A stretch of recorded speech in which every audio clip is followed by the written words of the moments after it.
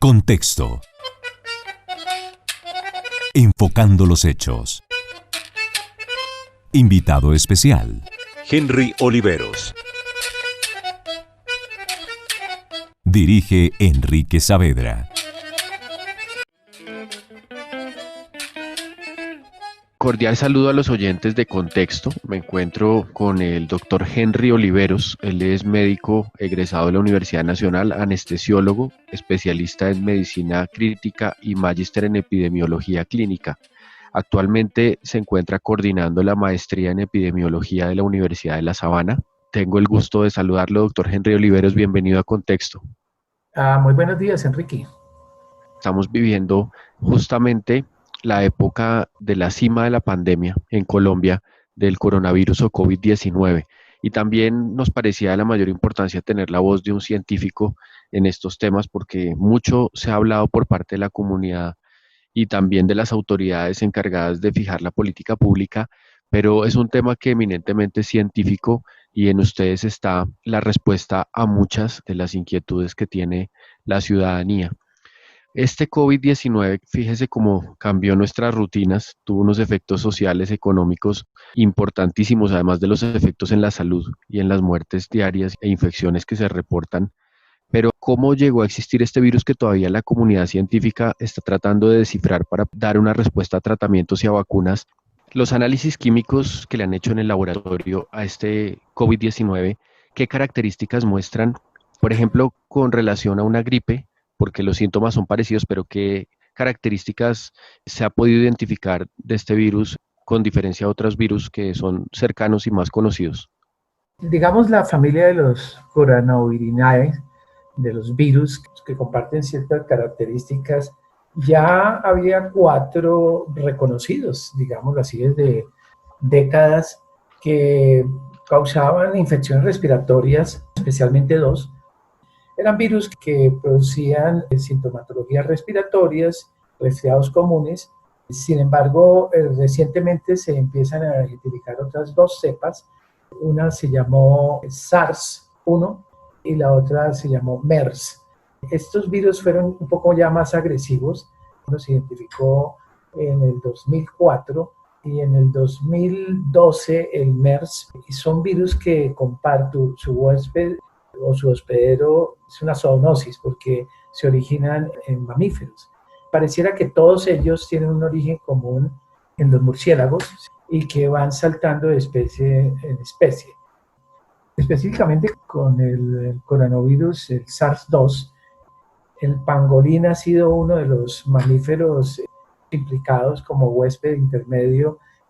Ese virus RNA, en el 99% de su genoma, no se diferencia en otros coronavirus que no tienen una capacidad infectante. Son pequeñas variaciones donde finalmente ha cambiado las características y se vuelve infectante para los humanos. Producto de una selección de cientos y cientos de mutaciones y una mutación exitosa que finalmente termina con un código genético en el cual ese virus va a tener la capacidad de producir justamente las proteínas que van a fijarse en los receptores a los cuales este virus se adhiere y toda su capacidad infectante.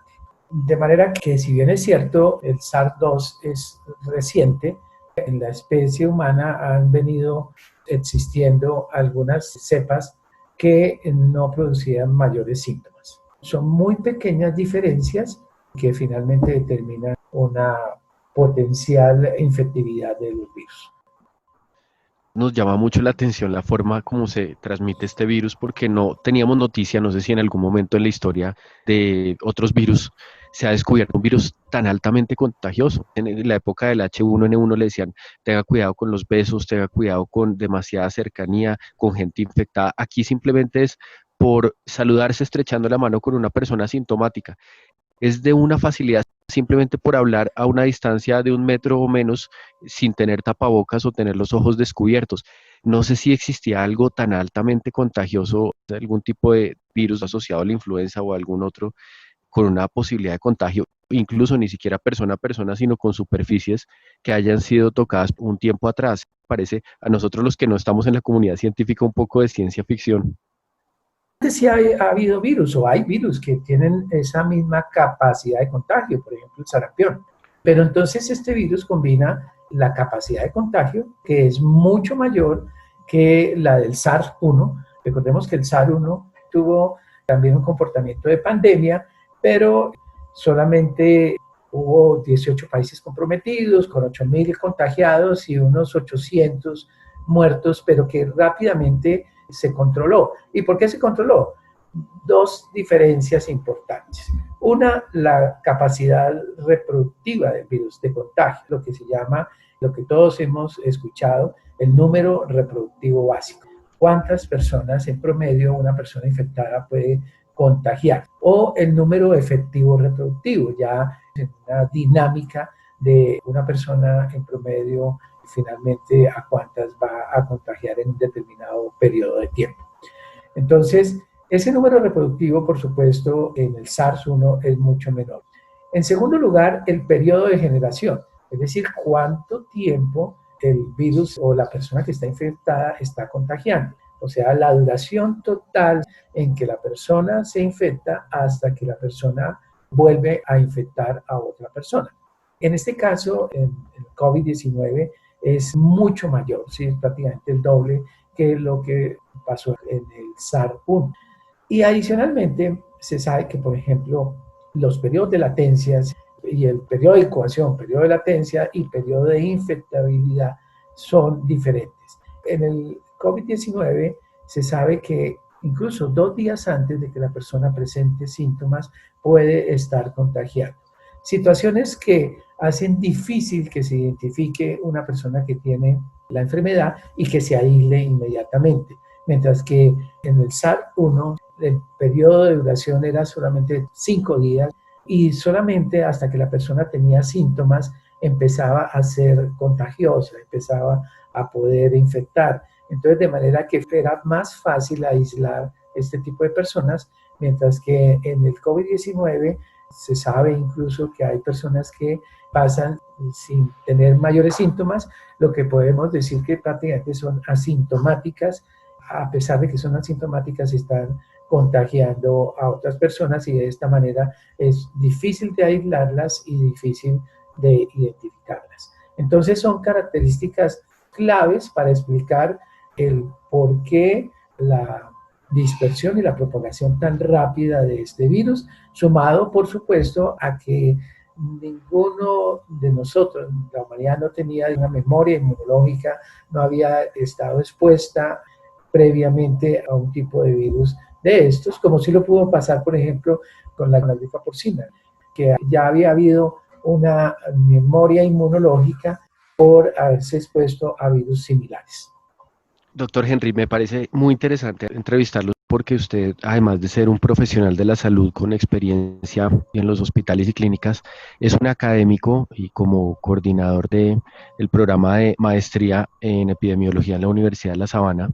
Los médicos investigadores de una disciplina tan importante para este tiempo, ¿qué aprendizaje están tomando para incorporar dentro de la epidemiología conclusiones que desde el punto de vista académico y de investigación hay, porque es una cosa que en los últimos 100 años no hemos visto, debe de alguna manera modificar la visión de la epidemiología como disciplina?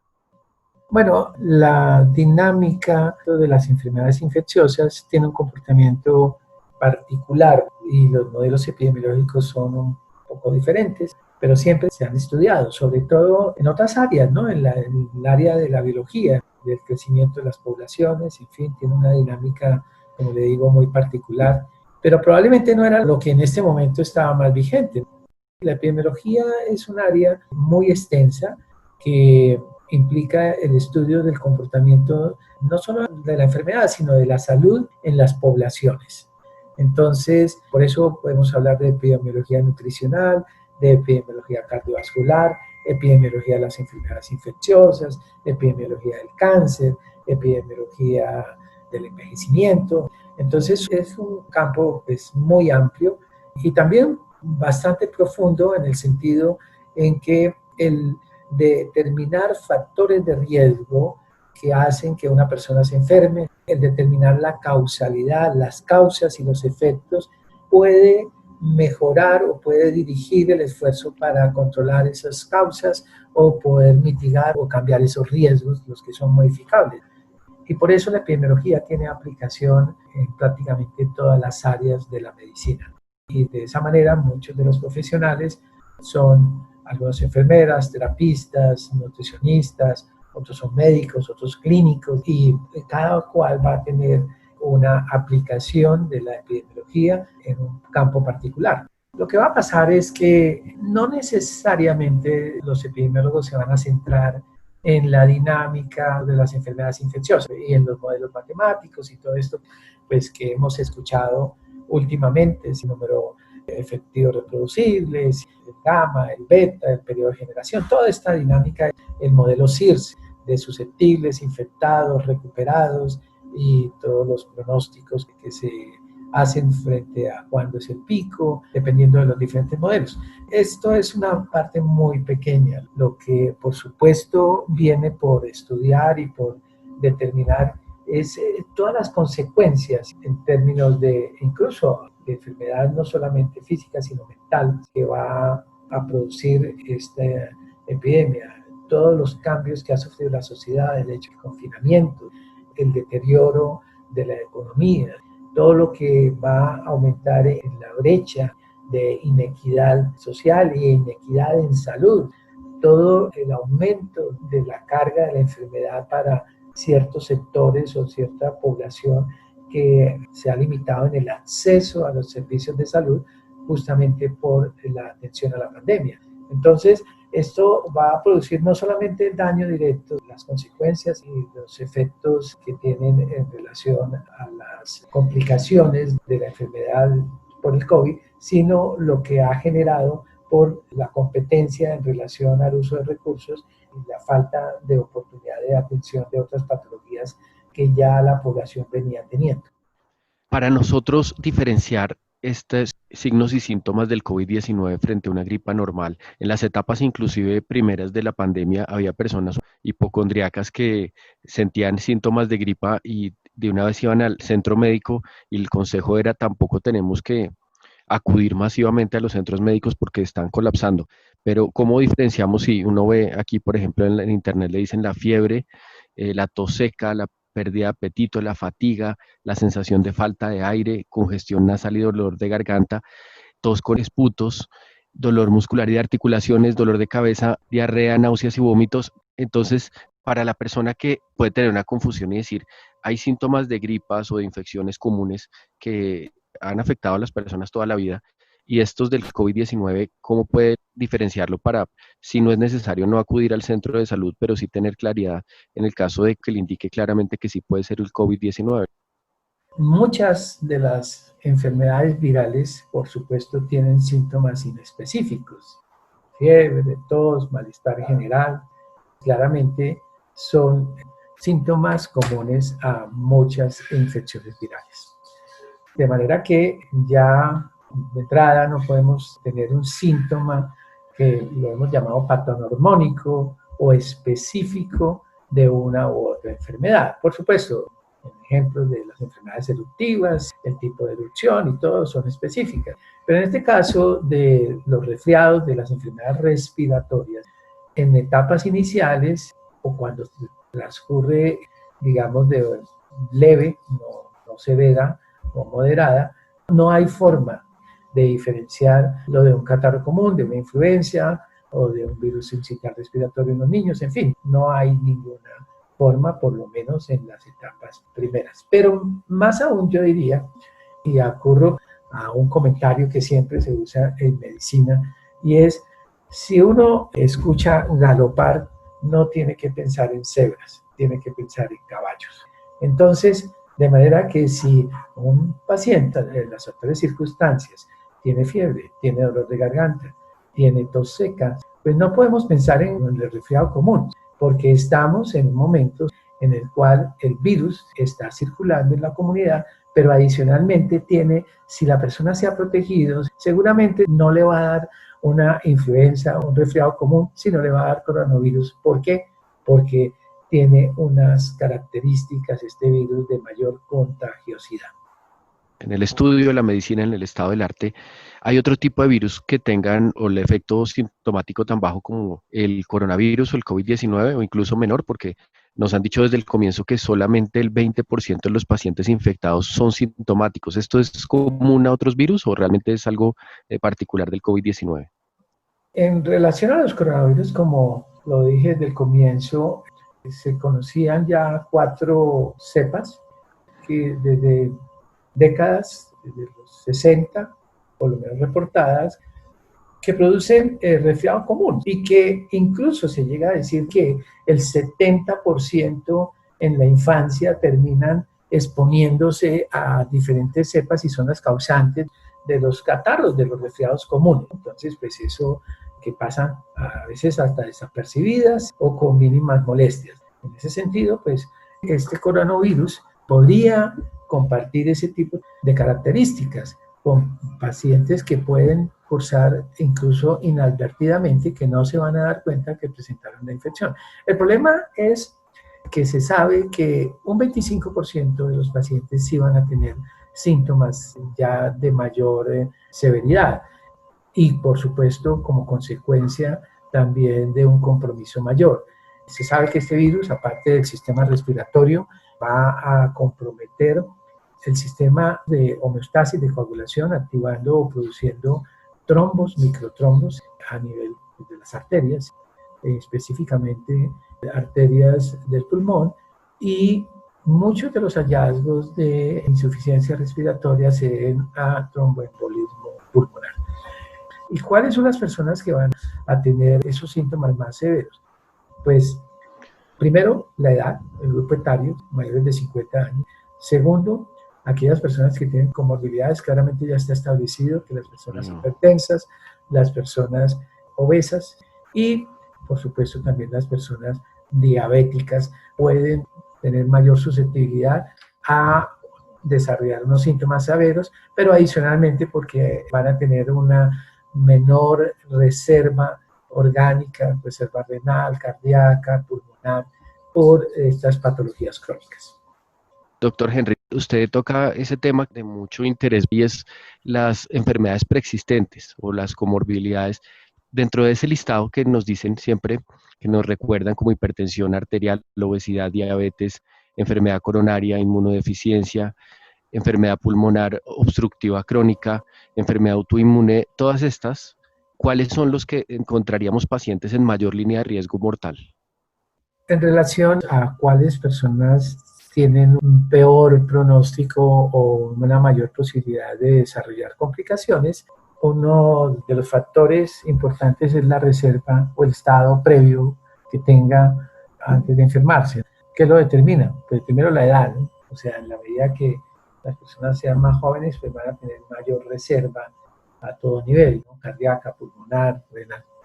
Por otra parte, si ya tiene una comorbilidad, ¿sí? Una enfermedad crónica, pues las enfermedades crónicas justamente lo que hacen es que independientemente de la edad, pues van deteriorando la función de los diferentes órganos. Entonces, digamos que ese es un factor o una variable muy importante, ¿sí? La condición previa con la cual estemos antes de una enfermedad o aún incluso un trauma.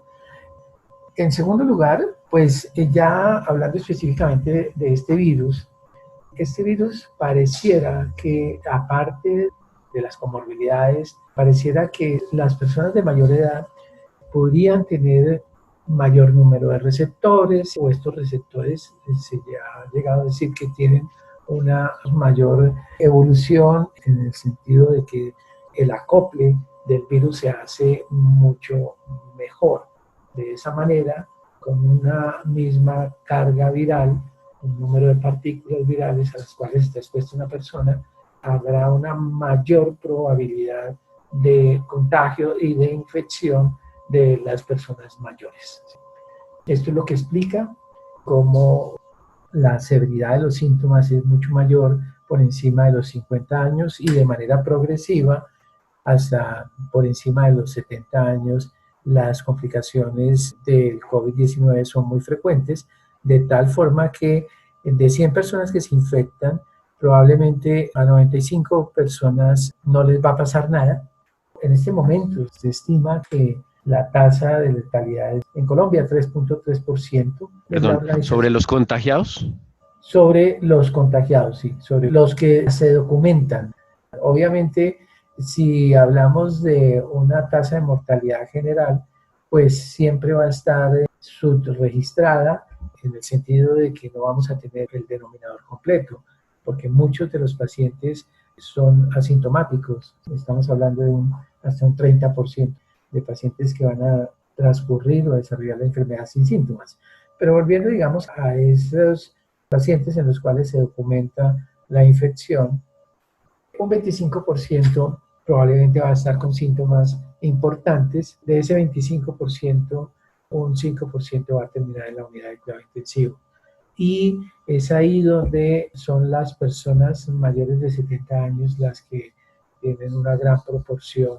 Esto no quiere decir de que hayan casos aislados, por supuesto, de personas más jóvenes y que probablemente tienen alguna comorbilidad o una preexistencia, como se ha identificado que la obesidad es uno de los factores más importantes. Pero la obesidad también pues, determina finalmente hipertensión. Y la hipertensión, enfermedad cardiovascular. Entonces, de manera que son variables que al final comparten una misma etiología. Aún también la obesidad comparte la diabetes, ¿sí? Finalmente la diabetes es un desenlace intermedio entre la obesidad, por ejemplo, y finalmente la enfermedad cardiovascular. Entonces también la diabetes entraría a ser un grupo ese grupo de patologías que en determinados momentos están asociadas a una mayor severidad de la evolución del COVID-19. Hablemos del protocolo que se adelanta en los centros médicos y el tratamiento después de que la persona ha sido encontrada que efectivamente es portador de este virus.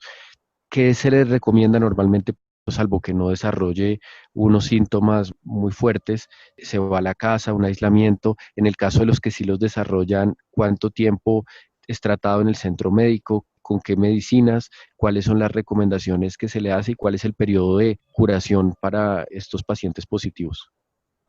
Para las personas que van a desarrollar o van a evolucionar con una enfermedad leve, que va a tener síntomas leves, fiebre, probablemente dolor de garganta, pero que no va a progresar con una dificultad respiratoria o una fatiga o una disnea importante, pues el tratamiento será sintomático y esta base pues, para los dolores, las mialgias, los dolores musculares, en malestar general, el acetaminofén.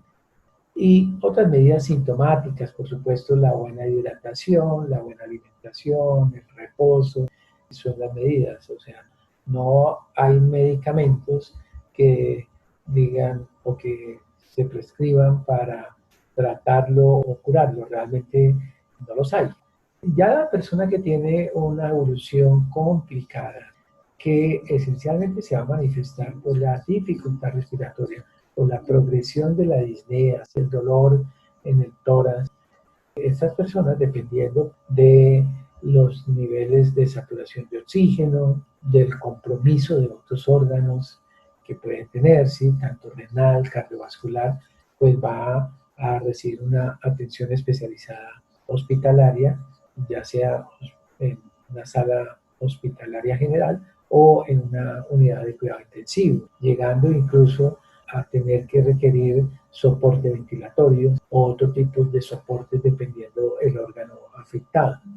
De manera que inicialmente y en un gran porcentaje, muchas de las personas van a tener síntomas leves, síntomas que pueden ser llevados a una atención domiciliaria, teniendo por supuesto la vigilancia sobre su capacidad pulmonar. Una prueba muy fácil, muy sencilla sería que la persona empiece a contar sin tomar aire, 1, 2, 3, 4, 5 y así sucesivamente hasta ver cuánto va a poder contar qué capacidad residual funcional tienen, ¿sí? Respiratoria, para poder contar sin tomar más aire. Si la persona nota que esta capacidad ha venido disminuyendo, pues ese es un síntoma de empeoramiento de su enfermedad.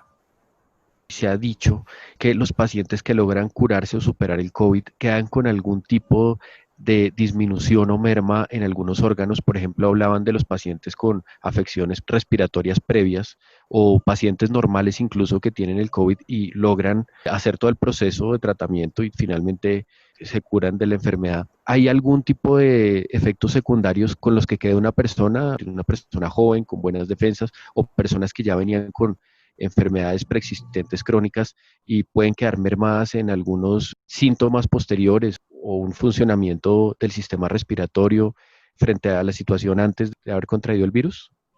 Sí, las secuelas van a depender mucho de la severidad con la cual se desarrolló la enfermedad. Y por supuesto, si la persona terminó con un síndrome de dificultad respiratoria del adulto, por eso es el nombre de SARS-2, que se pareció al SARS-1, que también produjo un síndrome de dificultad respiratoria del adulto, con lesión pulmonar, fibrosis, una neumonía, que finalmente puede producir una fibrosis. Entonces, ese probablemente sería una de las consecuencias o de las secuelas que va a estar directamente relacionada con la complicación que tuvo en el momento de desarrollar el COVID.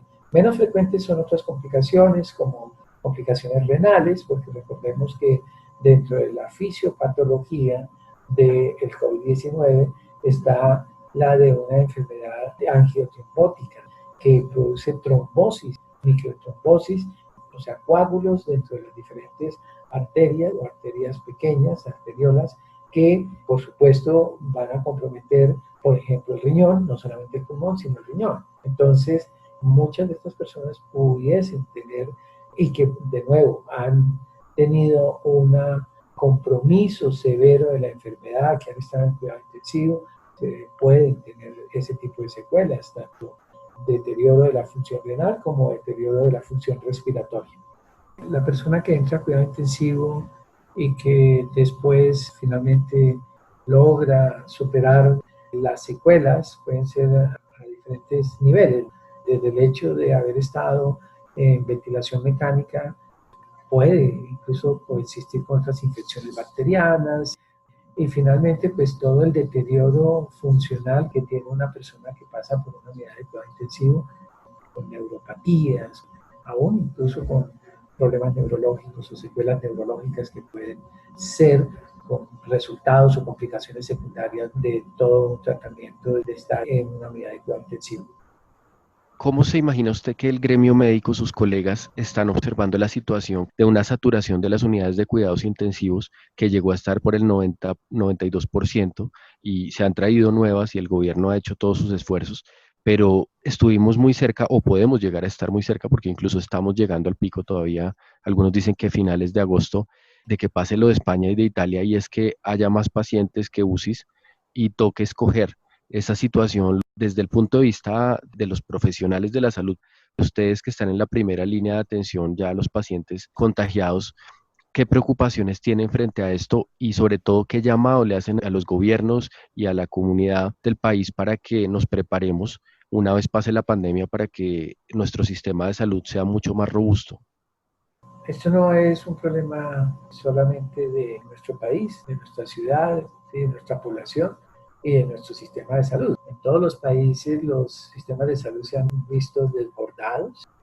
Esto tiene dos grandes consecuencias. La primera es obvia, que en determinado momento no hay capacidad suficiente para brindar una atención adecuada a los pacientes que lo requieran. Y la segunda es que por otra parte se dejan de atender muchas patologías o muchos pacientes con otro tipo de condiciones, ¿no? Enfermedades crónicas, accidentes cerebrovasculares, infartos de miocardio, el mismo trauma, el cáncer y por supuesto la oportunidad de darle continuidad a los tratamientos que en las personas que venían con una patología crónica también se va a ver afectada. Ahora, colocándolo en el contexto local, por supuesto, para nadie es un secreto de que nuestro sistema de salud, nuestros servicios de urgencia y unidades de cuidado intensivo ya siempre venían con una tasa de ocupación bastante elevada. En la medida que ya tuviésemos antes unas deficiencias en nuestro sistema de salud, ya estábamos de cierta manera con tasas de ocupación en los servicios de urgencia y en las unidades de cuidado intensivo, siempre vivíamos al límite y que a veces era visto con buenos ojos. Tener unas tasas de ocupación del 90% en las unidades de cuidado intensivo era un indicador muy bueno de gestión, de productividad. Tener un servicio de urgencias desbordado 200, 300% en la ocupación, pues era visto con una gran indiferencia. Y esencialmente por la aparición inusitada, rápida, de una gran cantidad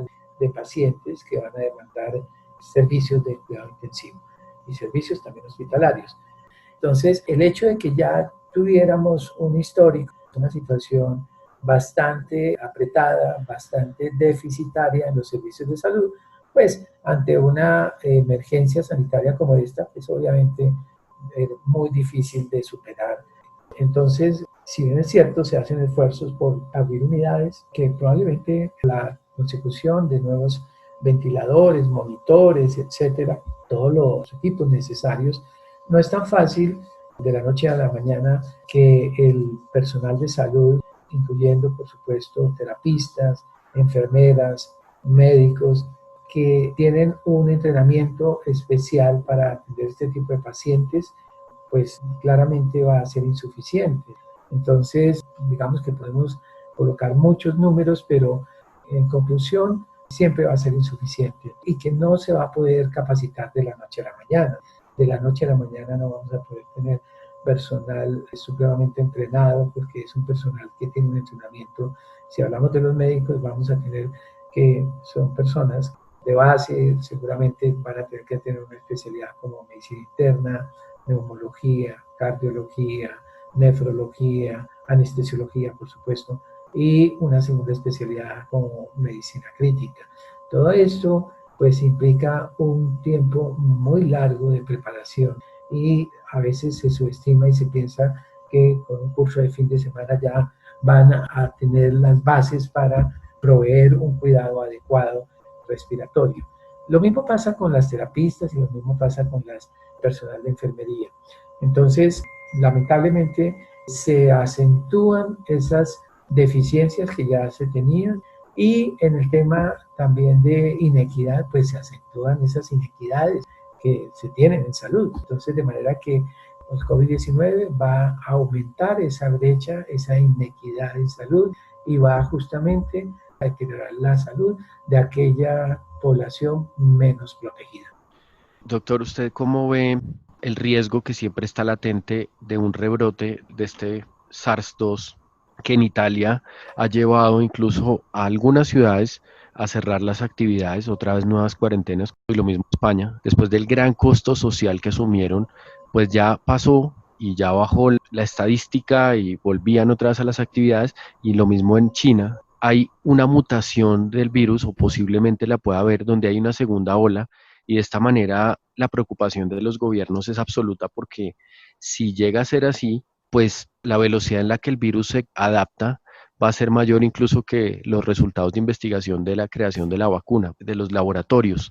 Esto es un riesgo latente, que este es un virus con el que definitivamente tengamos que convivir indefinidamente en sus diferentes versiones. Bueno, son dos cosas un poco diferentes. La primera es que mientras haya población susceptible, es decir, mientras que las personas no tengan inmunidad, pues serán susceptibles y podrán contraer la infección, ¿no?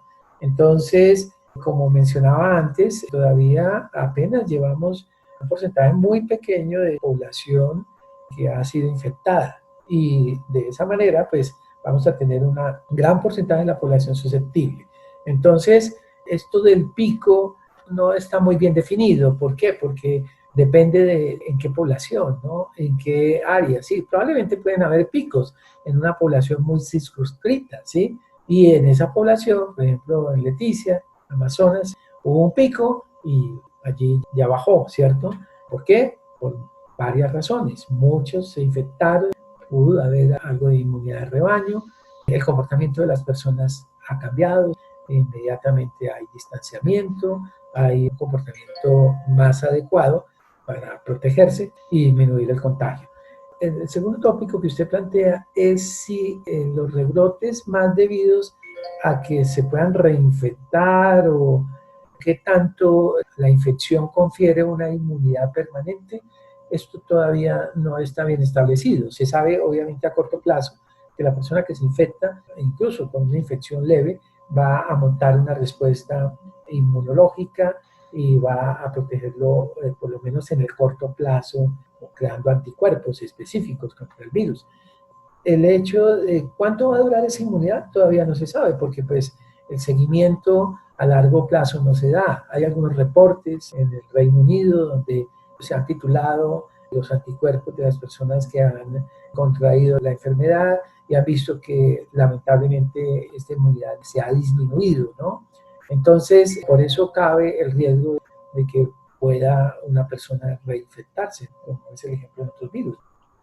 ¿Qué opina usted, doctor, y la comunidad médica que puede estar pensando de una institución tan importante tradicionalmente como la Organización Mundial de la Salud, que en este momento está en una crisis de credibilidad porque todas las teorías o las principales teorías que dio siendo el ente encargado en una pandemia que tiene presencia en todo el mundo de dar unas directrices o unos consejos sobre algo que no se había todavía descubierto y estaba apenas en fase de estudio y al final ha tenido que reconocer que se ha equivocado, que le sobrepasó su capacidad de respuesta o de dar directrices a la comunidad internacional y no sé si esta crisis implique hacia el futuro una reestructuración de un ente que pueda ser más científico, menos burocrático, que resuelva las necesidades de las personas, porque si a la altura de las Naciones Unidas tenemos un organismo que no nos brinda respuestas, que por lo menos haya algún nivel de diagnóstico de la situación para los países, de políticas que sean más o menos acertadas,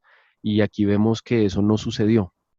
Si bien es cierto, ellos mismos han reconocido que faltó implementar unas medidas o declarar la alerta o la pandemia. Esto podría tener también unas consecuencias de un pánico económico, ¿no? Entonces, sí, ellos mismos reconocen que probablemente se subestimó en un principio y lamentablemente esa es la realidad. ¿Cuál es la perspectiva de los médicos y los estudiosos y académicos sobre las posibilidades de desarrollo de esta vacuna, de que sea efectiva y que pueda comercializarse y llegar a todas las personas en el mundo? Hay algunos que sobre ese punto dicen que en algunos lugares, como está cayendo la curva, va a estar primero la desaparición del virus del COVID-19 que la llegada de la vacuna. ¿Eso puede ser verdad? Tal vez para muchos países no sea una solución la vacuna.